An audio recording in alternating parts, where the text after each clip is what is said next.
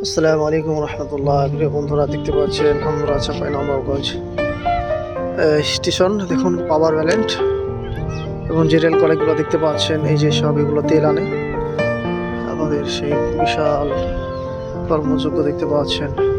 এখানে মোট 3টি পাওয়ার ভ্যালেন্ট দেখতে পাচ্ছেন আপনারা, 50-50 এবং 150 মেগাওয়াটের পাওয়ার ভ্যালেন্ট স্থাপন করা হয়েছে। এবং দেখতে পাচ্ছেন সেই তেলগুলো এইসব গাড়িতে করে নিয়ে আসা হয়।